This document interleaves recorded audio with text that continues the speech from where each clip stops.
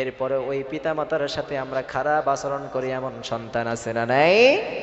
এমন সন্তান আছে, একটা সন্তান কোটি কোটি টাকার মালিক হয়েছে, তার মায়ের সামনে এসে বলছে, ও মা, তোমার ঋণটা আমি পরিশোধ করে দিতে চাই।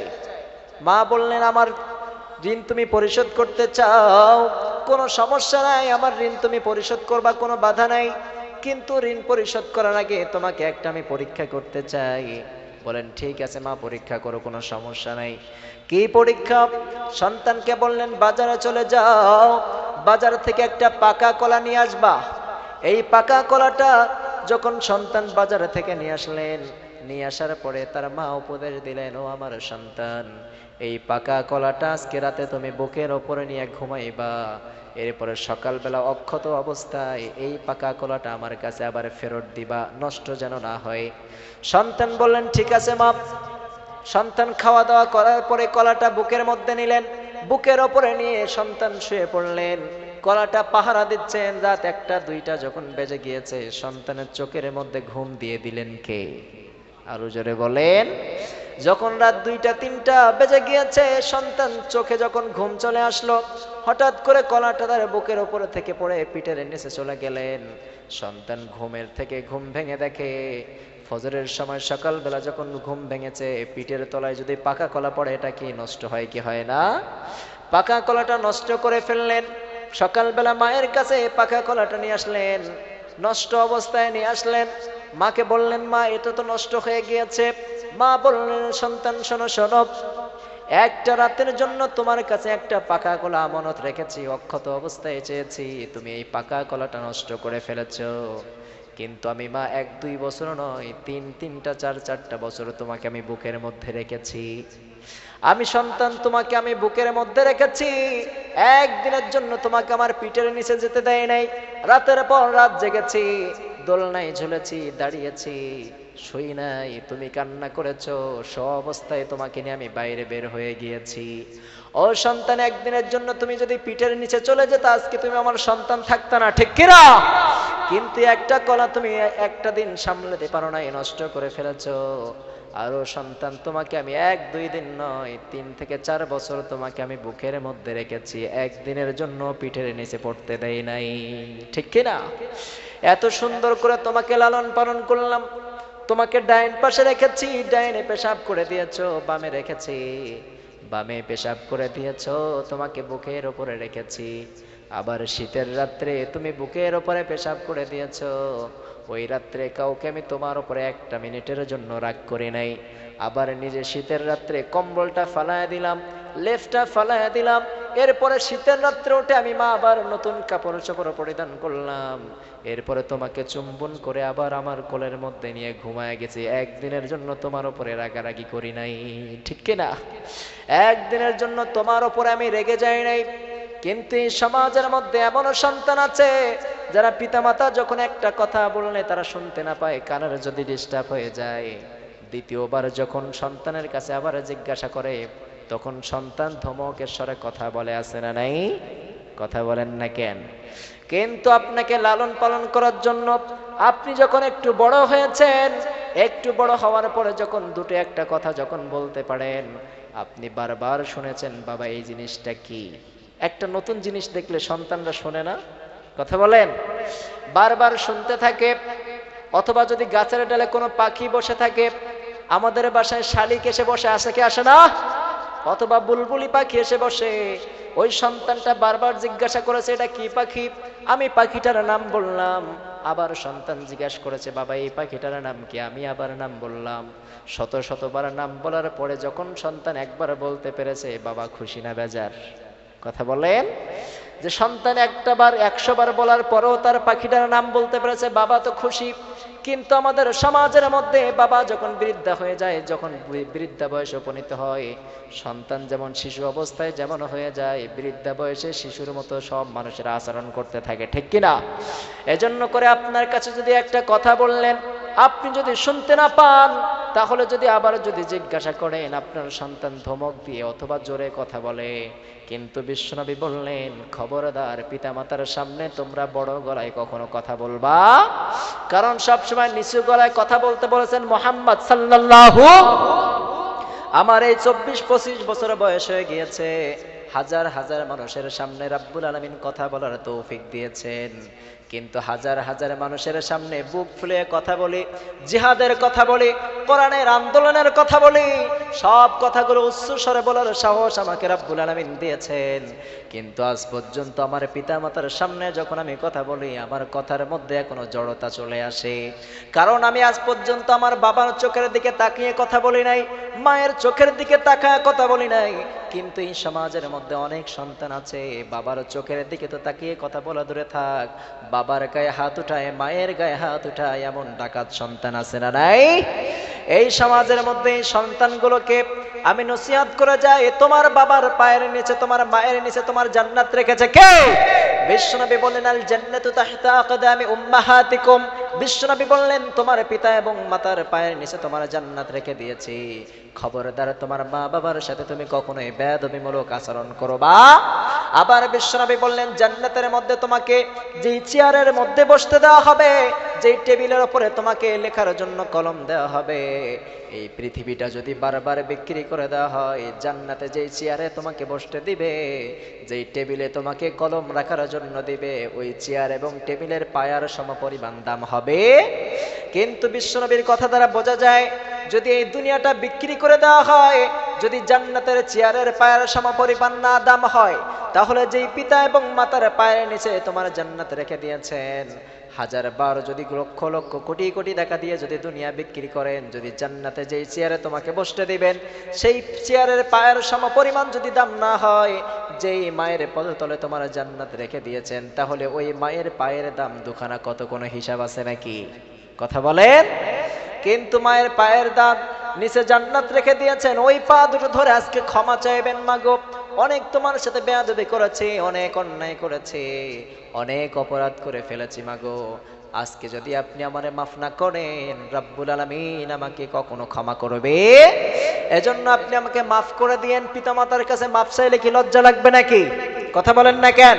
কিন্তু আপনি যদি পিতামাতার মনে কষ্ট দিয়ে যদি আজকে আপনি দুনিয়া থেকে বিদায় হয়ে যান, যতক্ষণ না পর্যন্ত পিতামাতা ক্ষমা না করবে, ততক্ষণ পর্যন্ত আপনার জন্য জাহান্নামের আগুন ওয়াজিব করে দিয়েছে কে? আরো জোরে বলেন। সাইয়েদনা আলকামা রাদিয়াল্লাহু আনহু মৃত্যুর পূর্ব মুহূর্তে তার কালিমা জবানের মধ্যে জড়তা লেগে যায়, কালিমা আটকে গিয়েছে। সব সাহাবায়ে কেরাম কালিমার তালকিন দিচ্ছেন, ও আলকামা কালিমা পড়তে থাকো। সবাই কালিমা পড়তেছেন, কিন্তু বারবার সাইয়েদনা আলকামার জবানে কালিমা বেঁধে যায়। বিশ্বনবী আসলেন, এসে বললেন, ও সাহাবায়ে কেরাম কালিমার জবানে কেন কালিমা বেঁধে যায়? আলকামার জবানে কেন কালিমা বেঁধে যায়? কেন আলকামা কালিমা পড়তে পারে না? আলকামা কি কোনো অপরাধ করে ফেলেছে নাকি? একজন সাহাবী বললেন, ও নবী, আলকামার মায়ের সাথে সুসম্পর্ক নাই, আলকামার মায়ের সাথে একবার বেয়াদবি করেছে, আলকামার মায়ের মনে অনেক কষ্ট দিয়েছে আলকামা। বিশ্বনবী বললেন, ও সাহাবায়ে কেরাম শোনো শোনো, জলদি করে আলকামার বাড়িতে চলে যাও, আলকামার মায়ের বাড়িতে চলে যাও, আলকামার মাকে আলকামার সামনে নিয়ে এসো। সব সাহাবায়ে কেরাম দ্রুত করে আলকামার মায়ের বাড়ি চলে গেলেন, আলকামার মাকে নিয়ে আসলেন। নিয়ে আসার পরে আলকামার মাকে বললেন, বিশ্বনবী বললেন, ও আলকামার মা, তোমার সন্তান একটু পরে দুনিয়া থেকে বিদায় হয়ে যাবে, কালিমা পড়ে যদি বিদায় না হতে পারে, আলকামার জন্য জাহান্নাম বাজেট করে রেখেছে কে? কথা বলেন। আপনি তাকে মাফ করে দেন, আপনার মাফ না হওয়া পর্যন্ত আলকামা কালিমা পড়তে পারছে না। আলকামার মা বললেন, ও নবী, আমার আলকামা আমাকে এত কষ্ট দিয়েছে, যেই কষ্টের কথা আমি আজ পর্যন্ত ভুলতে পারি নাই। রাতের অন্ধকারে যখন আমি চোখ বন্ধ করি, আলকামার কষ্টের কথা আমার মনে পড়ে যায়। ও নবী, আলকামাকে আমি মাফ করতে পারবো না। আলকামাকে এত কষ্ট করে আমি লালন পালন করলাম, ওই আলকামা আমার বিরুদ্ধে কথা বলেছে, আলকামা আমার সাথে খারাপ আচরণ করেছে, আলকামা আমাকে মারধর করেছে গো নবী। আমার আলকামাকে আমি মাফ করতে পারবো না। আমার আলকামা আমার অন্তরে কষ্ট দিয়েছে, ওই কষ্টের কথা আজও আমি ভুলতে পারি নাই। যখন ঘুমাতে যাই তখন আমার সন্তানকে কত কষ্ট করে লালন পালন করেছি, এটা যখন মনে ওঠে, আর যখন আমার আলকামা কষ্ট দিয়েছে সেই কথা মনে ওঠে গো নবী, আমার চোখের পানিটা বালিশ ভেসে যায়। ও নবী, আমার আলকামাকে আমি মাফ করতে পারবো না। বিশ্বনবী বললেন, যদি তোমার আলকামাকে তুমি যদি মাফ না করো, আলকামা কিন্তু সত্যি জাহান্নামে চলে যাবে। তারপর আলকামার মা আলকামাকে মাফ করে নাই। বিশ্বনবী বললেন দ্রুত করে সাহাবায়ে কেরামদেরকে বললেন, ও সাহাবায়ে কেরাম শোনো শোনো, দ্রুত করে খড় এবং লাকড়িগুলো এক জায়গায় করতে থাকো, আলকামাকে আগুনের মধ্যে ফেলাতে হবে। যখন আলকামাকে আগুনের মধ্যে ফালানোর পূর্ব মুহূর্তে সব লাকড়িগুলো একত্রিত করলেন, খড়কুটো এক জায়গায় করলেন। খড়কুটো এক জায়গায় করার পরে বিশ্বনবী বললেন আগুন জ্বালিয়ে দাও। খড়কুটায় আগুন জ্বালিয়ে দিলেন, দাও দাও করে। যখন আগুন জ্বলছে, সব সাহাবায়ে কেরামদেরকে বললেন, ও সাহাবায়ে কেরাম, আলকামাকে নিয়ে আগুনের মধ্যে নিক্ষেপ করো। আলকামার মা সামনে দাঁড়িয়ে আছে। যখন আলকামাকে সকলে মিলে আগুনের মধ্যে নিক্ষেপ করবে, আলকামার মা বললেন, ও নবী, আমার আলকামা আমাকে কষ্ট দিয়েছে, এটা আমি ভুলতে পারি নাই, কিন্তু আমি মায়ের সামনে আমার আলকামা আগুনের মধ্যে জ্বলবে এটা আমি কখনো সহ্য করতে পারবো? কারণ প্রত্যেকটা মায়ের অন্তরের মধ্যে সন্তানের জন্য ভালোবাসা কম না বেশি? কথা বলে। প্রত্যেকটা মায়ের অন্তরের মধ্যে সন্তানের জন্য ভালোবাসা রাব্বুল আলামিন সৃষ্টি করে দিয়েছেন। আলকামার মা বললেন, গো নবী, আমার আলকামা আমার চোখের সামনে আগুনের মধ্যে জ্বলবে এটা আমি কখনো সহ্য করতে পারবো? আমার আলকামাকে আমি মাফ করে দিলাম গো নবী। যখন এই সন্তানকে তার মা মাফ করে দিলেন, সঙ্গে সঙ্গে আলকামার জবান থেকে কালিমা বের হতে শুরু করলেন, লা ইলাহা ইল্লাল্লাহু মুহাম্মাদুর রাসূলুল্লাহ সাল্লাল্লাহু। আলকামা কালিমা পড়লেন, কারণ পিতামাতা যদি সন্তানের জন্য বদদুয়া করে, এটা সঙ্গে সঙ্গে রাব্বুল আলামিনের আসমানের মধ্য থেকে ডাইরেক্ট সরাসরি রাব্বুল আলামিনের আরশে আজিমে যে নক করে। যতক্ষণ পর্যন্ত কবুল না হয় ততক্ষণ পর্যন্ত আরো সেই দোয়াটা বহন করতে থাকে। আরশ নিজেই রাব্বুল আলামিনের কাছে ফরিয়াদ করতে থাকে, রাব্বুল আলামিন, আপনার জন্য আপনার সন্তানের জন্য তার মা দোয়া করেছে, যদি বদদুয়া করে সেটাও রাব্বুল আলামিন কবুল করে নেয়। আবার যদি সুদুয়া করে, সঙ্গে সঙ্গে রাব্বুল আলামিন এই সুদুয়াটাও কবুল করেন কে? কথা বলেন।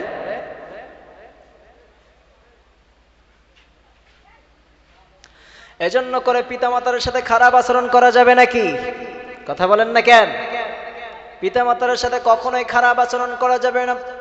এজন্য করে বিশ্বনবী বললেন, লাউ কাতা'তা জিলদাক, তোমার গায়ের চামড়াগুলো যদি কেটে কেটে তোমার মা এবং বাবার পায়ের জুতা বানিয়ে দাও, তবুও তোমার মা এবং বাবা যেই কষ্ট করে তোমাকে লালন পালন করেছে এটা শোধ হবে নাকি? কথা বলেন। এজন্য করে খবরদার পিতামাতার সাথে খারাপ আচরণ করবা না। এজন্য করে বিশ্বনবী বললেন 7 শ্রেণীর মানুষকে রাব্বুল আলামিন অপছন্দ করেন। এর মধ্যে হচ্ছে 1 নাম্বার আল মুতাদুন, যারা সীমা লঙ্ঘন করে রাব্বুল আলামিন তাদেরকে কখনো পছন্দ করে, তাদেরকে কখনোই পছন্দ করে না। 1 নাম্বার আল মুতাদুন, যারা সীমা লঙ্ঘন করে। অতীতের যত মানুষ সীমা লঙ্ঘন করেছে রাব্বুল আলামিন তাদেরকে ধ্বংস করে দিয়েছেন। এজন্য করে আমরা কখনো সীমা লঙ্ঘন করব? আবার বিশ্বনবী সাল্লাল্লাহু আলাইহি ওয়াসাল্লাম সাহাবায়ে কেরামকে যখন জিহাদের ময়দানে পাঠাতেন, বিশ্বনবী বললেন, খবরদার কখনো তোমরা সীমা লঙ্ঘন করবা না। ও সাহাবায়ে কেরাম শোনো শোনো, জিহাদের ময়দানে অনেক বৃদ্ধা মানুষ আসতে পারে, তাদের উপরে কখনো আঘাত করবা না, তাদের উপরে কখনোই অত্যাচার করবা না। কারণ যদি তোমরা বৃদ্ধা মানুষের উপর অত্যাচার করো, এটা সীমা লঙ্ঘনকারীর অন্তর্ভুক্ত, ঠিক কিনা? আবার কখনো বাচ্চা মানুষকে তোমরা হত্যা করবা না, শিশু মানুষকে তোমরা কখনো হত্যা করবা না, চাই সে বেদুইন হোক কাফের হোক, ঠিক কিনা? আবার তোমরা কখনো নারীদের উপরে হামলা করবা না, আবার তোমরা কখনো পশু পাখির উপরে হামলা করবা না। জিহাদের ময়দানে ঘোড়া নিয়ে এসেছে, ঘোড়াকে কখনো তোমরা আঘাত করবা না। জিহাদের ময়দানে হাতি নিয়ে এসেছে, কখনো হাতিকে আঘাত করবা না। জিহাদের ময়দানে গাধা নিয়ে এসেছে, গাধাকে তোমরা কখনো আঘাত করবা না। আবার তোমরা জিহাদ করতে গিয়েছো, ফসলের ক্ষেত তোমাদের সামনে পড়েছে, ইহুদিদের ফসলের ক্ষেত পড়েছে, কাফের মুশরিকের ফসলের ক্ষেত সামনে পড়েছে, খবরদার এই কাফের মুশরিকের ফসলগুলো তোমরা নষ্ট করবা না, খেজুর বাগান নষ্ট করবা না। এসব সবগুলো সীমা লঙ্ঘনকারী অন্তর্ভুক্ত। কিন্তু আমাদের সাথে কারোর সাথে যদি দুশ্মনী থাকে, আমাদের মনের মধ্যে কারোর সাথে যদি দুশ্মনী থাকে, প্রকাশ্যে তাকে যদি ক্ষতি না করতে পারি, আমরা তাদেরকে পশু পাখির উপরে দিয়ে ক্ষতি করি, এমন সন্তান আছে না নাই? তার ফসলের ক্ষেতগুলো নষ্ট করে দেয় এমন ডাকাত আছে না নাই? আমাদের বাংলাদেশে এমন একজন ব্যক্তি আছে, যেই ব্যক্তি বেগুনের ক্ষেত তৈরি করলেন, যখন বাংলাদেশে বেগুনের কেজি হলো 100 থেকে 150 টাকা কেজি, তখন প্রত্যেকটা বেগুনের ক্ষেতের গাছগুলো কেটে দিয়েছে, কমপক্ষে 1 বিঘা জমিনের ক্ষেতের গাছ কেটে দিয়েছে। এই যে আপনি সীমা লঙ্ঘন করলেন, আপনি সীমা লঙ্ঘনকারী অন্তর্ভুক্ত হলেন। আবার যদি কারোর সাথে দুশ্মনী থাকে, এমন আমাদের বাংলাদেশে হয়েছে, পশু পাখিকে বিষ পান করে মেরে ফেলেছে, হত্যা করে ফেলেছে। তুমি তার ক্ষতি করতে পারো নাই, কিন্তু পশু পাখিকে ক্ষতি করলা, আপনি সীমা লঙ্ঘন করলেন। আপনার যার সাথে দুশ্মনী হবে তার সাথে সামনে সামনে লড়াই করবেন, কোনো পশু পাখির ওপরে কোনো ক্ষতি করা যাবে না, ফসলের ক্ষেত নষ্ট করা যাবে না। এগুলো সবগুলো সীমা লঙ্ঘনকারী অন্তর্ভুক্ত। এজন্য করে বিশ্বনবী বললেন 7 শ্রেণীর মানুষকে রাব্বুল আলামিন অপছন্দ করেন। এর মধ্যে 1 নম্বরে হলো আল মুতাদুন, যারা সীমা লঙ্ঘন করে, যারা সীমা লঙ্ঘন করেছে তাদেরকে রাব্বুল আলামিন কখনোই পছন্দ করে না। যুগে যুগে যত মানুষ সীমা লঙ্ঘন করেছে, আবু লাহাব, উতবা, সাইবা সীমা লঙ্ঘন করেছে, তারা কোরআনের আইন বন্ধ করেছে, রাব্বুল আলামিন তাদেরকে ধ্বংস করে দিয়েছেন। নমরুদ সীমা লঙ্ঘন করেছে, রাব্বুল আলামিন তাকে ধ্বংস করে দিলেন। ফেরাউন সীমা লঙ্ঘন করেছে, রাব্বুল আলামিন তাকে ধ্বংস করে দিয়েছেন। আবার সাদম গোত্রের কওমেরা সীমা লঙ্ঘন করেছে, রাব্বুল আলামিন তাদেরকে ধ্বংস করে দিলেন। সাদ্দাত এই জমিনের বুকে জান্নাত তৈরি করলেন, অতি বাড়াবাড়ি করে ফেললেন। রাব্বুল আলামিন বললেন তুই সীমা লঙ্ঘনকারী, সীমা লঙ্ঘন করেছিস, তোকে দুনিয়ায় কোনো বাঁচার অধিকার নাই। সাদ্দাতকে ধ্বংস করে দিলেন। কারণ জমিনের মধ্যে হাজার হাজার কোটি টাকার সম্পদ যখন অর্থ উপার্জন করেছিলেন, সাইয়েদনা মুসা আলাইহিস সালাতু ওয়াস সালাম বললেন, ও কারণ তুমি তো অনেক টাকার সম্পদ গ্রহণ করেছো, অনেক টাকা সম্পদ রাব্বুল আলামিন তোমাকে দিয়েছে, তুমি আল্লাহর রাস্তায় যাকাত দিয়ে দাও। কারণ বললেন এগুলো সব আমার মেধা খাটিয়ে, আমার বুদ্ধি খাটিয়ে করেছে, আল্লাহ কখনো সম্পদ দেয় নাই। রাব্বুল আলামিন বললেন আমি তোকে সম্পদ দিলাম আর আমাকে তুই অস্বীকার করস, তুই সীমা লঙ্ঘন করেছিস। রাব্বুল আলামিনের কারণের সম্পদ সহ সব জমিনের মধ্যে গাড়িয়ে দিয়েছেন। এজন্য করে রাব্বুল আলামিন 1 নম্বর হলো আল মুতাদুন, সীমা লঙ্ঘনকারীকে রাব্বুল আলামিন কখনো পছন্দ করে। আমরা সীমা লঙ্ঘন করব না, এজন্য করে সীমা লঙ্ঘন করা যাবে না। 2 নম্বর হলো জালিমুন, 2 নম্বর হলো যারা জালেম, যারা মানুষকে কষ্ট দেয়, ক্ষমতা পেয়ে ক্ষমতার অপব্যবহার করে, ক্ষমতা পেয়ে মানুষের উপরে জুলুম করে। রাব্বুল আলামিন এই সমস্ত জালেমদেরকে কখনো পছন্দ করে। জালেমদের সাথে আমাদের কোনো সম্পর্ক থাকবে? এজন্য করে জালেমদের সাথে আমাদের কোনো সম্পর্ক নাই। জালেম এই সমাজের মধ্যে একটু ক্ষমতা পাওয়ার পরে তারা গরিবের উপরে অত্যাচার করে, এমন আছে না নাই? কথা বলেন না কেন? এই সমাজের মধ্যে যারা জুলুম করে এরা সব ক্ষমতাশীল ধর। একটু মেম্বারের চেয়ার পাওয়ার পরে গরিবের উপরে অত্যাচার করে, আছে না নাই? সরকার হওয়ার পরে মজলুমের উপরে অত্যাচার করে। রাব্বুল আলামিন বললেন যারা জালেম হবে এদের সাথে ইসলামের কোনো সম্পর্ক থাকতে পারে? জালেমদের সাথে আমাদের কোনো সম্পর্ক, দুর্নীতিবাজের সাথে আমাদের কোনো সম্পর্ক থাকতে পারে নাকি? কথা বলেন না কেন? এজন্য করে জালেমদের সাথে আমাদের কোনো সম্পর্ক নাই। আবার জুলুম করে করে অনেক কোটি টাকার মালিক হয়েছে, হজ করে এসেছে, কিন্তু বিশ্বনবী বললেন তুমি যদি কাবা ঘর ধরেও যদি তুমি রাব্বুল আলামিনের কাছে দোয়া করো আর মানুষের মনে যদি কষ্ট দাও, মানুষের মনে যদি আঘাত দাও, কাবা ঘর যদি জিয়ারত করো, প্রতিদিন যদি তাহাজ্জুদের নামাজ পড়ো, 5 ওয়াক্ত সালাত আদায় করো, রমজান মাসে রোজা রাখো, প্রত্যেকটা দিনের কাজ যদি তুমি পালন করো, কাবা ঘরের গিলাফ ধরেও যদি দোয়া করো, কারোর মনে কষ্ট দিয়ে রাব্বুল আলামিন তোমার দোয়া কবুল করবে। কারণ আপনি যাকে কষ্ট দিয়েছেন সর্বপ্রথম তার কাছ থেকে মাপ চেয়ে নিতে হবে, ঠিক কিনা? আবার এই সমাজের মধ্যে অনেকগুলো বাপ আছে, তার ভাইয়ের নামে, তার সন্তানের নামে সব সম্পত্তি লিখে দিয়ে মেয়েকে বলে শুধুমাত্র দোয়া করে দিলাম। আপনার মেয়ের উপরে আপনি জুলুম করলেন, আপনার মেয়ের কাছ থেকে যতক্ষণ না পর্যন্ত ক্ষমা না চাইবেন ততক্ষণ পর্যন্ত রাব্বুল আলামিন আপনাকে ক্ষমা করবে। এমন সন্তান আছে না নাই? আমাদের বাংলাদেশে অনেকে আছে যে মেয়ের জন্য শুধুমাত্র দোয়া করে দেয়, মেয়ে তোমার জন্য দোয়া দিলাম, আর আমার সন্তান আছে, আমার সন্তানের সমস্ত সম্পত্তি লিখে দিলাম। বিশ্বনবী বললেন যতটুকু সন্তানরা পাবে প্রত্যেকটা পঙ্খানুপঙ্খ করে হিসাব করে তার হিসাবটা মিলাই দিবেন। যতটুকু সম্পদ আপনার কন্যা পাবে ততটুকু সম্পদ আপনার কন্যাকে দান করবেন, ততটুকু সম্পদ আপনার কন্যারা জিন্দেগিতে লিখে দেবেন, তার কন্যার নামে লিখে দেবেন। আবার সন্তান যতটুকু পাবে আপনি সন্তানের নামে লিখে দেবেন, স্ত্রী যতটুকু পাবে স্ত্রীর নামে লিখে দিবেন। আপনি যদি স্ত্রীকে কম দেন আপনার সন্তানকে কম দেন, আপনার মেয়েকে কম দেন, তাহলে আপনি ইনসাফ করলেন না, আপনি জুলুম করলেন। আর আপনি জুলুমকারীর অন্তর্ভুক্ত হলেন। আপনি যত ইবাদত করেন না কেন, আপনার ইবাদত কবুল হবে। এজন্য করে জুলুমকারীকে অপছন্দ করেন একজন, তিনি কে? আবার এই সমাজের মধ্যে অনেক মানুষ আছে যারা ভাই ভাইকে জুলুমের মধ্যে স্বীকার করে, ভাই ভাইকে কষ্ট দেয়। আপনার এলাকার একটা চাচাতো ভাই আছে, মামাতো ভাই আছে, আপনি তাকে কষ্ট দিলেন, তার মনে যদি আঘাত থাকে, যতক্ষণ না পর্যন্ত আপনি তার কাছে যে মাফ না চাইবেন, আর সে যদি আপনার পরে খুশি না হয়, মাফ না করে, তাহলে কোনোদিন আপনি জান্নাতে যেতে পারবেন। এজন্য করে আপনি তার কাছে সর্বপ্রথম ক্ষমা চেয়ে নেবেন, তারপর ক্ষমা চাইবেন কার কাছে? কথা বলেন। এজন্য করে আপনি জুলুমকারীর অন্তর্ভুক্ত হওয়া যাবে না। 7 শ্রেণীর মানুষকে রব্বুল আলামিন অপছন্দ করেন। এর মধ্যে 1 নম্বর হলো আল মুতাদুন, যারা সীমা লঙ্ঘন করে। 2 নম্বর জালিমুন, অর্থাৎ তারা জুলুম করে, মানুষকে কষ্ট দেয়, মানুষের উপর আঘাত করে, এদেরকে রব্বুল আলামিন কখনো পছন্দ করবে। 3 নম্বর হলো ফখর, অর্থাৎ যারা অহংকারী ব্যক্তি। এই সমাজের মধ্যে অহংকারী ব্যক্তি আছে না নাই? কথা বলেন না কেন? মিলায় নিবেন। যারা এই সমস্ত অপরাধের মধ্যে জড়িত আছেন, রব্বুল আলামিন তাদেরকে পছন্দ করে। এজন্য মিলাবেন, আমার এই জিনিসগুলো আমার মধ্যে আছে কিনা একটু মিলাবেন তো সবাই। এই জিনিসগুলো আমার মধ্যে আছে কিনা একটু মিলায় নেবেন। 7 শ্রেণীর মানুষকে রব্বুল আলামিন অপছন্দ করেন। এর মধ্যে 1 নম্বরে হলো যারা সীমা লঙ্ঘন করে, 2 নম্বরে হলো যারা জুলুম করে, 3 নম্বরে হলো যারা ফখর, যারা অহংকারী ব্যক্তি। এই সমাজের মধ্যে যদি চেহারা বলা হয়, অহংকারী দেখায়, আছে না নাই? টাকার অহংকার আছে না নাই? কথা বলেন না কেন? এই সমাজে টাকা যার বেশি, সম্মান তার বেশি, ঠিক কিনা? কথা বলেন না কেন? ক্ষমতা যার বেশি, সম্মান তার। এই সমাজে সুদখোর আছে না নাই? কথা বলেন না কেন? ঘুষখোর আছে না নাই? এই সমাজের মধ্যে সুদখোর এবং ঘুষখোরের সম্মান বেশি না কম? কথা বলেন। একটা যদি উদাহরণ দেই, আপনাদের সমাজের মধ্যে কোনো ব্যক্তি যদি তার মাকে বলে, তোমাকে বিবাহের প্রস্তাব দিলাম, ওই সমাজে আপনি তাকে কি তার সাথে কথা বলবেন নাকি? কথা বলেন না কেন? কোন সন্তান তার মাকে বিবাহের প্রস্তাব দিয়েছে, কথাটা ভালো করে বোঝেন। কোন সন্তান তার মাকে বিবাহের প্রস্তাব দিয়েছে, ওই সমাজের মধ্যে যদি তার নামটা প্রকাশিত হয়, তাহলে তার সাথে কি সম্পর্ক রাখবেন নাকি? কথা বলেন না কেন? আরে কথা বলেন না কেন? তার সাথে আমরা কেউ সম্পর্ক রাখবো না, কারণ তার মাকে বিবাহ করতে চায়।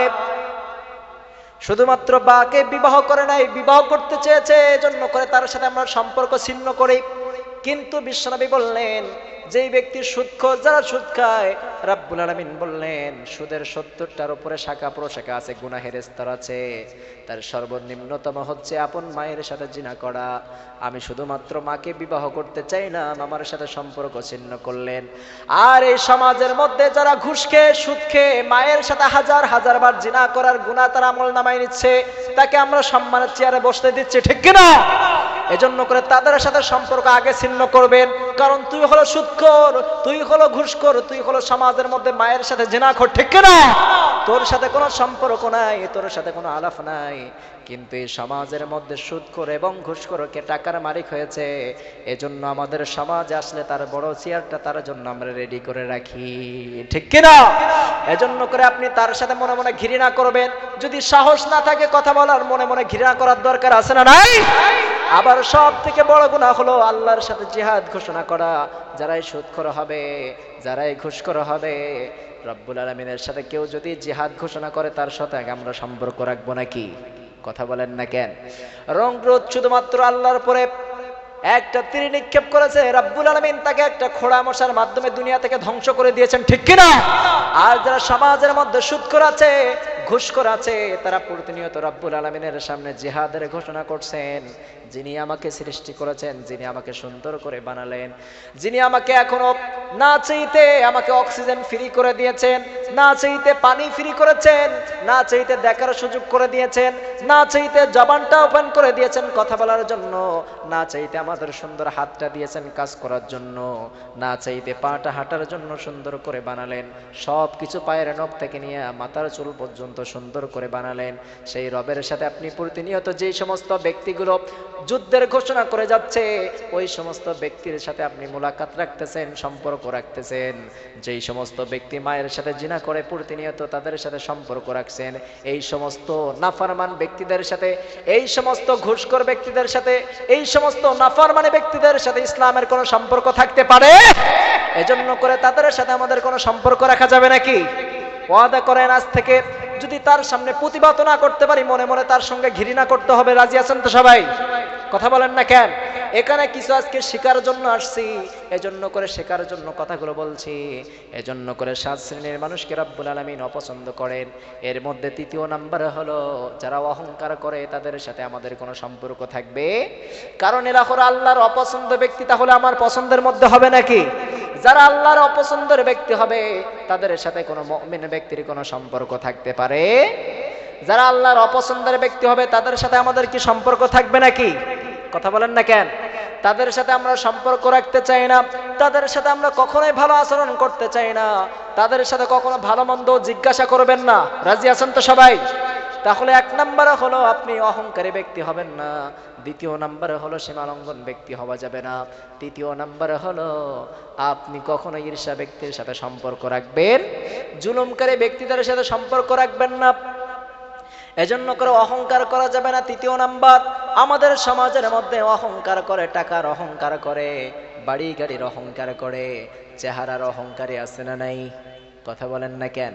এজন্য করে সমস্ত অহংকার থেকে নিজেকে বিরত রাখার দরকার আছে না নাই? বিশ্বনবী বললেন তোমরা কখনো অহংকার করবে না। সাহাবায়ে কেরামদেরকে বললেন ও সাহাবায়ে কেরাম শোনো শোনো, তোমরা কখনো অহংকার করবে না, অহংকারের ধারে কাছে যাবে না। সব সাহাবায়ে কেরাম বললেন ও নবী অহংকার কি জিনিস আমরা তো জানি না। বিশ্বনবী বললেন অহংকার কি জিনিস তোমাদেরকে আমি প্র্যাকটিক্যালি বোঝাতে চাই। বিশ্বনবী বললেন অনেকগুলো খড় এবং লাকড়ি এক জায়গায় করে ফেলো। সব সাহাবায়ে কেরাম খড় এবং লাকড়ি এক জায়গায় করে ফেললেন। এক জায়গায় করার পরে বিশ্বনবী বললেন এটা দেশলাইট বলে না, ছোট্ট একটা জিনিস, মেজবারুদ বলে, ঠিক কিনা? তবে হাজার হাজার খড়কুটা মন মন খড়কুটা লাকড়ি একত্রিত করলেন, একত্রিত করার পরে এক জায়গায় রেখে দিলেন। এরপরে এইটা ধ্বংস করার জন্য ছোট্ট একটা বারুদের প্রয়োজন। একটা বারুদে যদি আগুন লেগে যায় এই খড়কুটাগুলো লাকড়িগুলো ধ্বংস হতে কি সময় লাগবে নাকি? কথা বলেন। বিশ্বনবী বললেন অহংকার হলো মেজবারুদের মতো এত শক্তিশালী, আপনার নেকির পাহাড় সম পরিমাণ যদি হয়ে যায়, আপনি সারা জীবন নেকি করেছেন, সারা জীবন আপনি কোরআন পড়েছেন, তাহাজ্জুদ পড়েছেন, সব কিছু জিকির আজকার করেছেন, আপনার আমল নামা পাহাড় সম পরিমাণ হয়েছে, আসমান সম পরিমাণ হয়েছে। এই আমলের মধ্যে যদি সামান্য যদি একটু অহংকার চলে আসে, যেমন এই খড়কুটার লাকড়িগুলো ধ্বংস করার জন্য একটা মেজের বারুদ যথেষ্ট, ঠিক তেমনি ভাবে আপনার এই লাহার পাহাড় সম পরিমাণ আপনার নেকিগুলো ধ্বংস করার জন্য শুধুমাত্র একটা অহংকারই যথেষ্ট, ঠিক কিনা?